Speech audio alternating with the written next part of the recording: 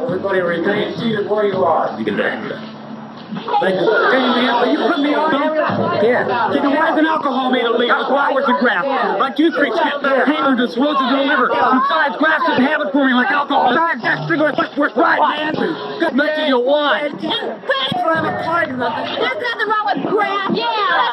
1,000 times you'll never go to harder drugs. That's not any film to me. You're not going to use them anyway. Well, speak your mind then. Okay, I will. No one has the right to tell me what I can do with my own body, what I can eat, drink, or smoke. This is a free country, and no one has the right to take away my constitutional right. That the American people have accepted a law that makes smoking a harmless and legally illegal. Marijuana is legal all over the world. There's no question about it. Marijuana should be made legal now. Make marijuana legal. Make marijuana legal. Make marijuana legal. Anyway, what's the matter? Feeling's good. Good, bad, right, wrong. That's not where it's at in this film. Right, wrong, good, bad. Those are things for you to decide. Too many people have already decided for themselves, and you, whether grass is good or bad. What's most important is what you think. So without any preaching from this film, let's examine the facts and only the facts. There are too many false impressions and prejudices to do it any other way. Okay, then why isn't alcohol made illegal? It's why I take juice freaks, man. They get hangovers and cirrhosis of the liver. Besides, grass isn't habit-forming like alcohol. Right. The facts are, if you drink enough, alcohol will give you hangovers, cirrhosis of the liver, and what's more, it can even kill you. If you are a certain emotional and psychological type, you may become dependent both physically and emotionally and will join the 5 to 6 million known alcoholics in the United States. Now, what are the facts about marijuana? What do doctors and psychiatrists have to say about which is worse for you physically and emotionally, alcohol or marijuana? The facts are, at this time, there are no known damaging physical effects from the use of marijuana. But, unlike alcohol, when you take too much at one time, you don't pass out. You more than likely run the risk of an unpredictable and unpleasant bummer.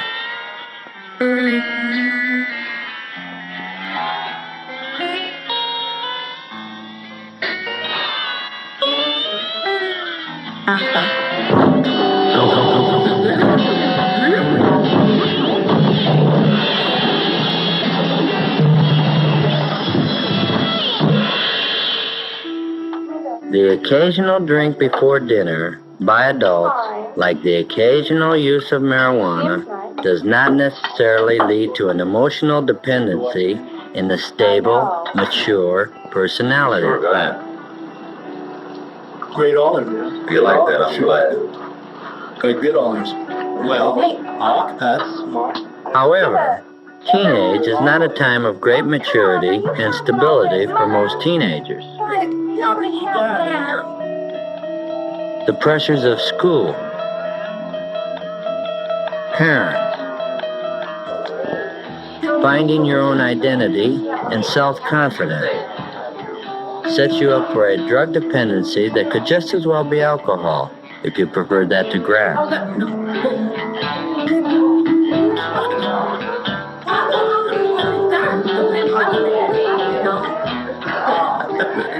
Some adults are not mature or strong enough to stand the pressures of their daily lives.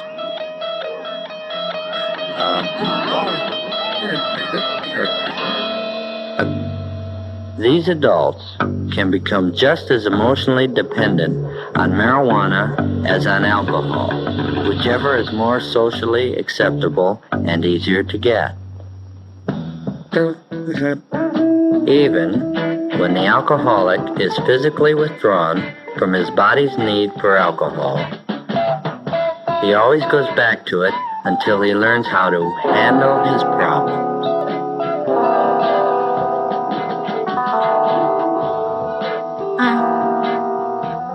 Just as the alcohol drinker who finds himself needing a drink more and more frequently is the warning sign of his dependency, so it is with the pothead. The more he needs the escape from reality or the pleasure of marijuana, the more he is becoming emotionally dependent, exactly as the square and unhip alcoholic adult does. Do two wrongs ever make one right? Cigarettes are much worse than man. No one ever got cancer from pot. That's right. It's a fact. No one ever got cancer from pot. But it's also a fact that no one ever dropped out of school because they were hung up on tobacco. And no one who just finished smoking a cigarette ever forgot she was driving a car as she tripped out on the beauty of a back road nature trip.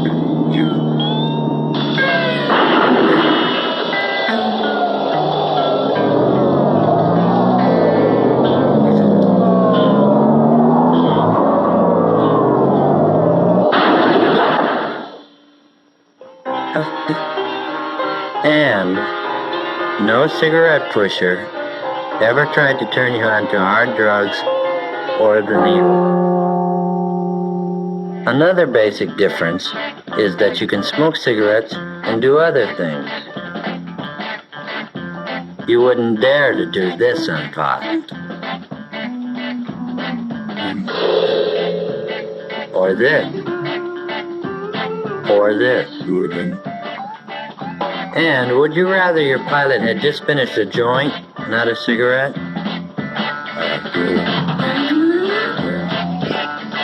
Or your surgeon operating on your hook? Your attorney pleading your case? Your sergeant? Your dentist? Your flight leader? Your team center? Your LSO?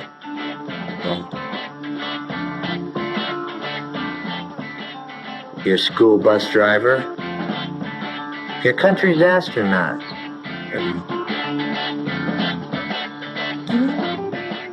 Or even the guy who is just changing your front tire? Would you rather he was smoking a cigarette or a joint?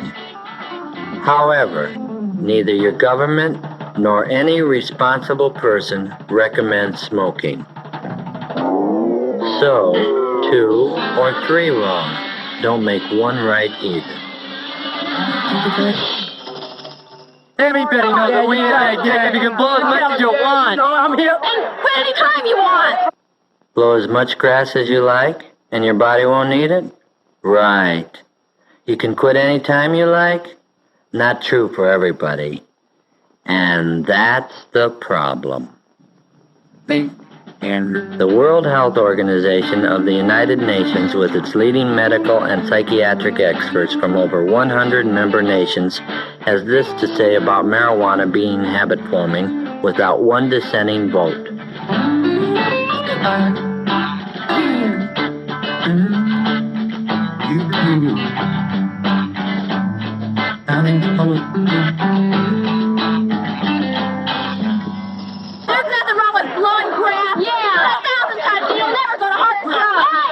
That may be true for the great majority who smoke pot, but it's not true for the many thousands who have gone on to acid, amphetamines, barbiturates, and end up on heroin.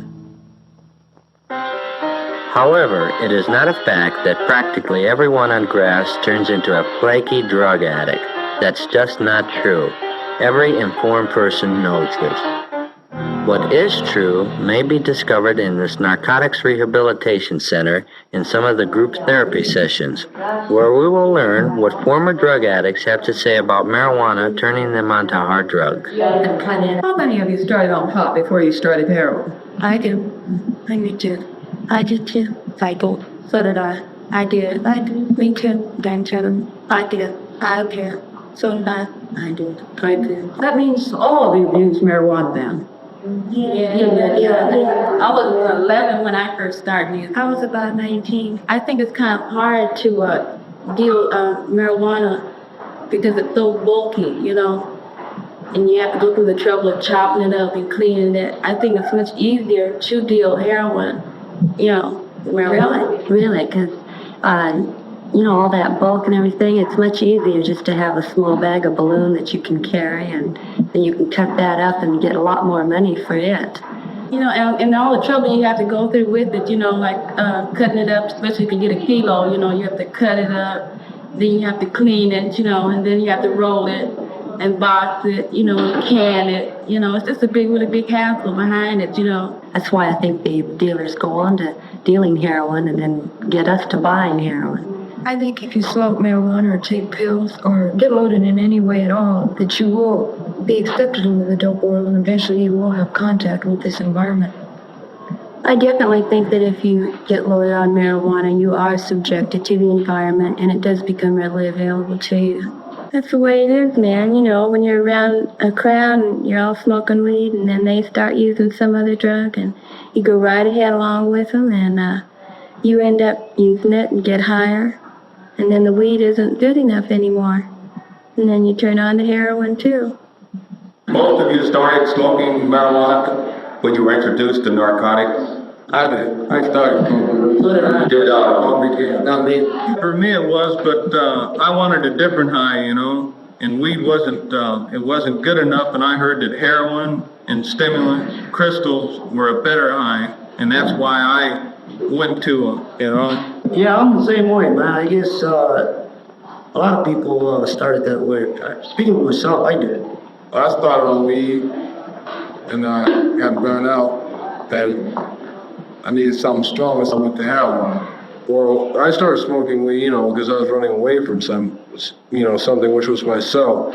And out of all I've run through a lot of highs trying to run away from myself. Heroin, LSD, methadone. I like marijuana, I just couldn't handle it myself. I was looking for something else. I myself think really the real reason I started smoking marijuana then because usually I was one of the younger dudes from my neighborhood. I wanted to be accepted. I was weak, scared, and from this it led to heroin, and it's just been an endless time of going to jail back and forth, man. I don't like it, and I hope nobody else will use this, not because of the fact that it's bad itself, but what it leads to, man. This is the way I feel.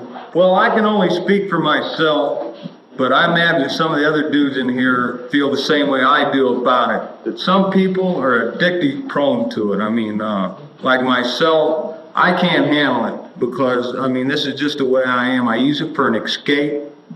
I did it before I came in here. I hope when I go out that I've changed, in which I feel that I have, but I'm a small minority of people that we can't handle anything, you know, like my alcohol, I can't handle that. I couldn't handle heroin. I mean, weed because I needed something stronger to escape or anything else like that. And there's more people like me that I feel, you know. And I'm adding some of the other dudes in here could go along. Couldn't handle liquor either. No. Yeah, it's a personality thing where there's a lot of people that can go out there and These are the files of the Research and Statistics Office of this Narcotics Rehabilitation Center. It's like out of 100 drawers, 95 of them are filled with file folders of people who have started on marijuana. The rest started on glue, pills, alcohol, and a few on heroin itself. A more accurate percentage is 78% of the inmates started on marijuana.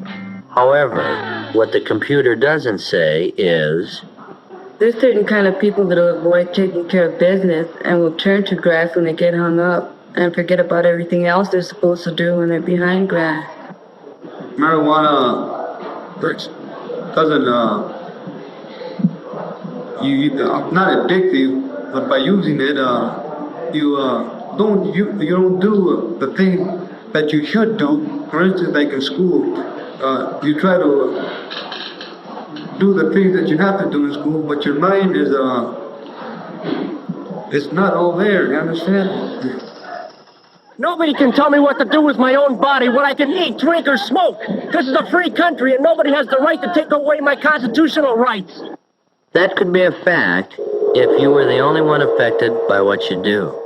But the Constitution and the laws that came out of it were designed to protect the individual and the group from irresponsible individuals, which is why there are speeding laws, building safety laws, pure food laws, pure drug laws, laws to protect your money, laws to protect children, laws to protect the aged, and even a law to protect you from taking your own life.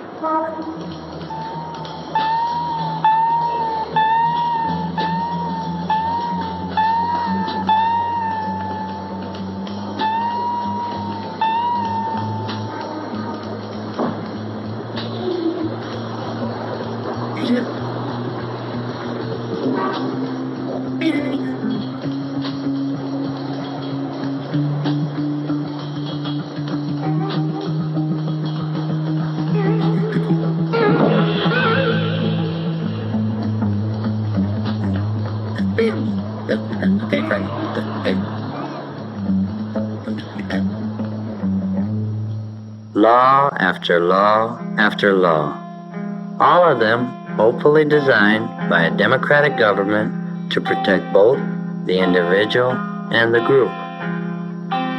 From aspirin to the latest vaccines, the manufacture and control of all drugs is government supervised.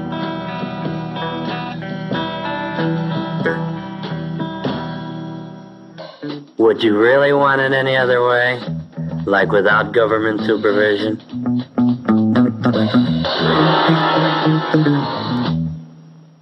As a drug, marijuana comes under the supervision of the federal and state governments. It is the assigned work of the police to enforce the law. It is not something they dreamed up on their own.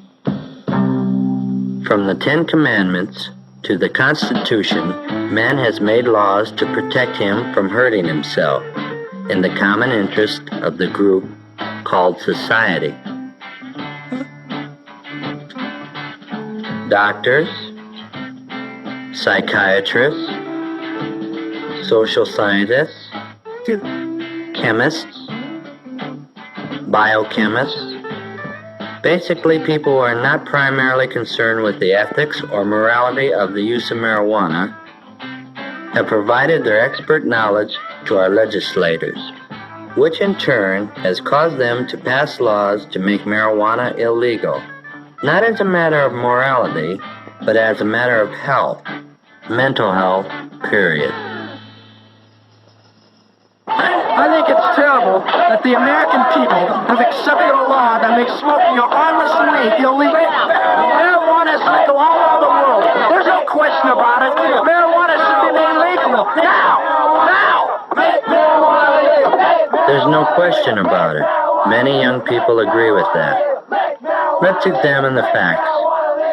First, marijuana is not legal all over the world. It isn't legal in Mexico, Egypt, India, Great Britain, China, Japan, or any of the major nations in the civilized world. Nigeria is one of the latest countries to make marijuana illegal. Here, the pusher is given the death penalty.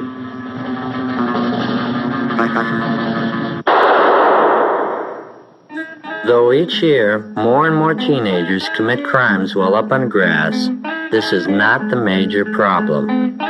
However, grass as a factor in crime must not be overlooked, especially in that percentage of unstable and aggressive types and those who wind up in trouble with the law because of something done while they are high on pot.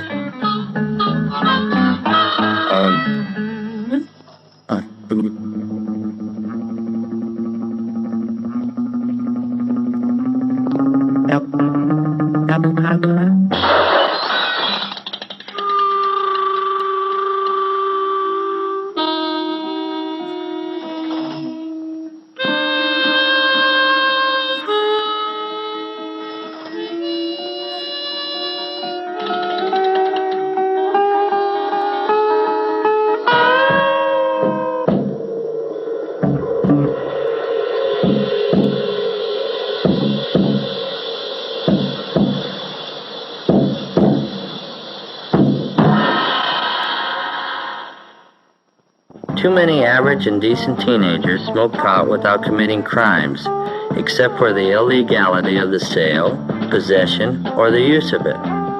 So, why not make it legal? Why not bring it out in the open and make it legal in America? It's just that there are too many unstable people in America who would become emotionally dependent on marijuana and end up as non-functioning weedheads.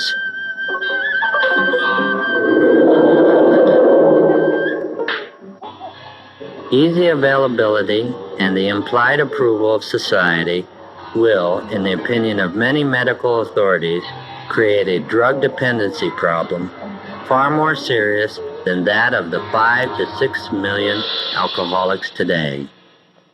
If the acknowledged effect of marijuana is much greater than alcohol, it becomes easy to see why the emotionally unstable and immature may turn to marijuana in even greater numbers than to alcohol, and eventually go to more dangerous drugs in the form of LSD, pills, and heroin. Who, me? Who, me? Who, me? Who, me? It's possible. Who, me? And that's the problem. Who, me? You can never tell who is so stable and so emotionally secure that they will not become dependent on marijuana or other drugs for pleasure and full-time escape. What the hell? I'm feeling good. Nothing, baby. Nothing.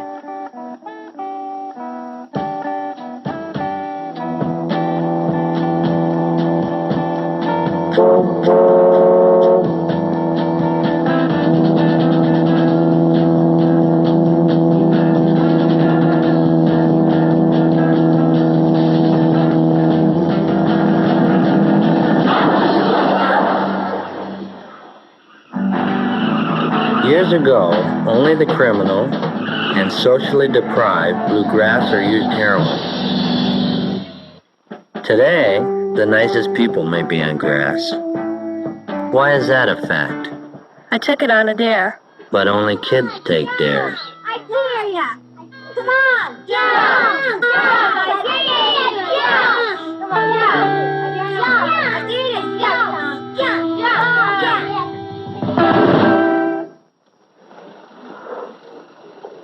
Man, everybody blows pot. But everybody does blow. I don't want it, man. I don't want it. Take a hit. No, I don't want it. I don't want it. I crazy. No. Take a drag. It won't hurt you. Come on. You got it. The first sign of character and emotional weakness is when you do things just because others are doing them. When I'm high, it enhances my creativity. This is the same subject matter and painter for both paintings. One was painted before going up on weed, and the other while high on weed. Can you see any significant creative difference? When I'm high, it enhances my creativity. The artist thinks he's being more creative, but do you see it in his work? To some extent, the very inhibited person may feel a greater freedom to be creative, but this doesn't mean he will have the necessary talent to be so. It really makes me understand myself. If you don't understand yourself when you're down, then there's no logical or scientifically accepted reason that you will when you're high. Besides, while you're up on grass, you may tell yourself only what you want to know, if you are lucky enough not to be on a bad trip and discover a frightening thing about yourself at that time.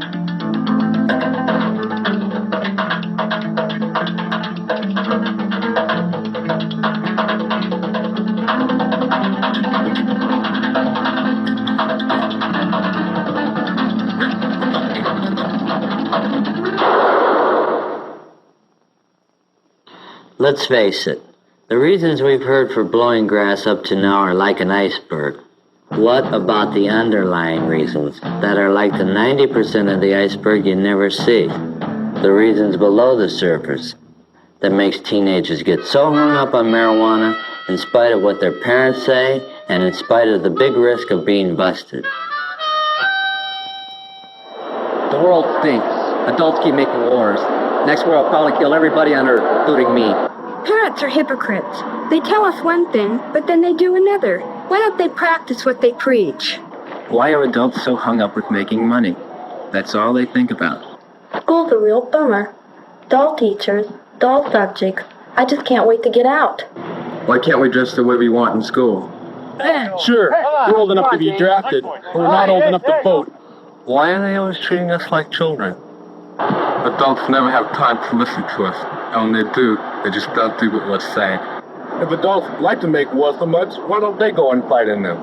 I'm better educated than either of my parents, but they don't listen to me. How can I plan for the future with the draft waiting for me? Why don't you come back some other time when everything is all right with us? And in the meantime, I'll do what I want to do here, and you do what you want to do where you live, dear?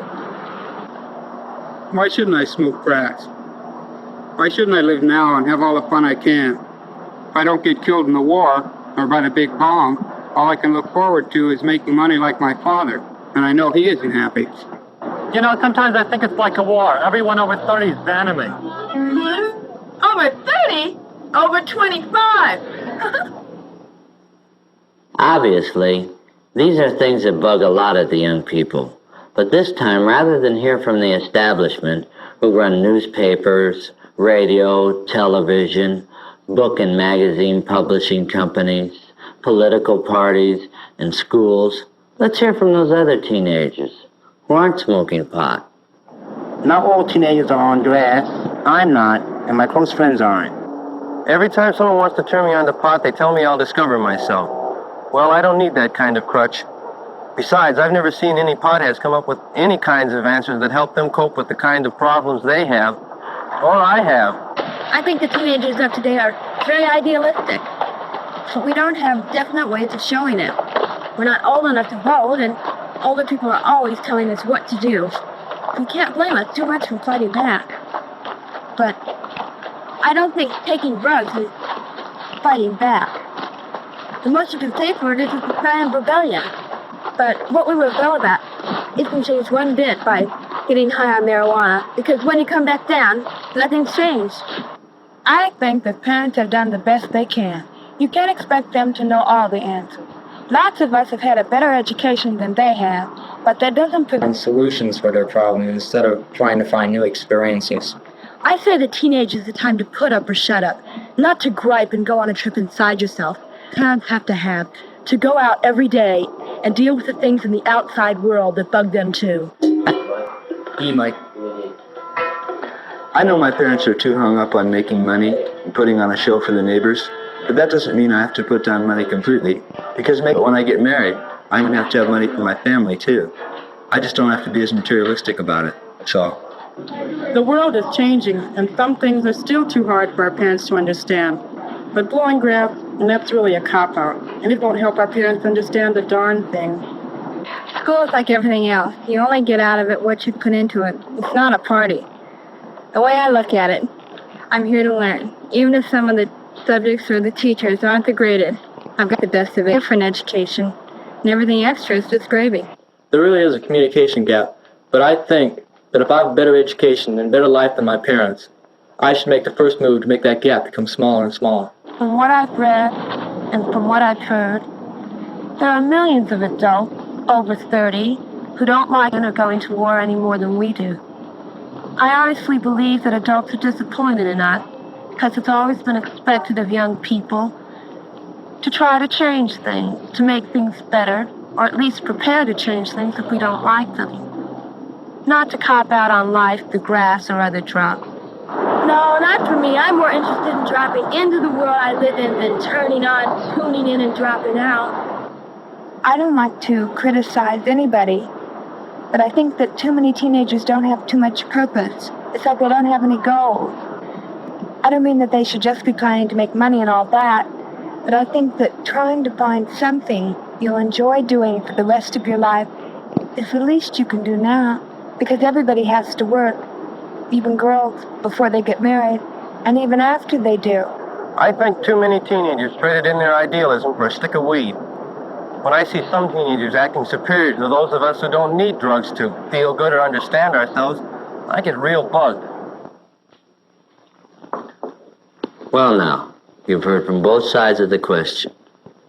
But what you do with your life is up to you. If you become a pothead, you risk blowing the most important time of your life, your teenage. That unrepeatable time for you to grow up and to prepare for being an adult that can handle problems and make something meaningful out of life. Or you have the choice to have the courage to see and deal with the world for what it really is. Far, far from perfect, but for you and for me, the only one there is. While some of you will actually go to the moon and perhaps other planets, this world will be your establishment, and you will be the establishment. And what you do or do your thing. You're the generation with the brain power and the opportunity to do more for the human needs of this world than any other generation in history. Let's hope that your teenage children don't have too much criticism about what you did or didn't do because you were on pot.